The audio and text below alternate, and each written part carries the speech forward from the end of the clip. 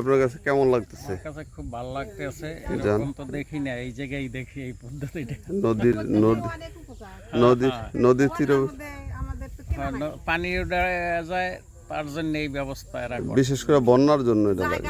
জায়গাও লাগে না। আচ্ছা, জানতো দেখি আরো গাছগুলো দেখি কি কি গাছ আছে। এই যে এই জায়গারও তো এই জায়গায় তো কোনো কাম হয় না। কি কি গাছ আছে বলেন? বেগুন গাছ আর দেখা যাচ্ছে যান যান মরিচ গাছ। যান। মাটি চেঞ্জ করে দিলে আবার নতুন ফসল লাগানো যাবে না? মাটি চেঞ্জ করে দেবে নতুন। এটাই ভালো, এটা ইয়ে না, পানি দিলে পরে এটা ভিজে থাকে। এটা সেদিক দিয়ে ভালো আছে।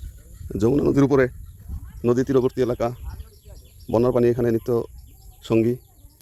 এই বন্যার জন্য গ্রামের কৃষক বেগুন গাছ, মরিচ গাছ এগুলো এভাবে ঝুলন্ত হ্যাঙ্গারে জীব অবস্থার মধ্যে চাষ করেছেন তারা।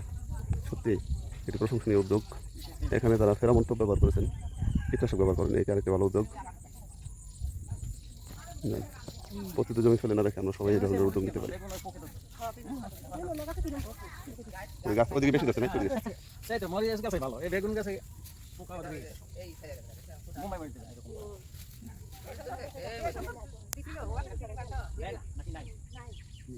মুম্বাই যাও, বড় বড় 10 টাকা করে। এখানে ফেরামন টোপ ব্যবহার করছে।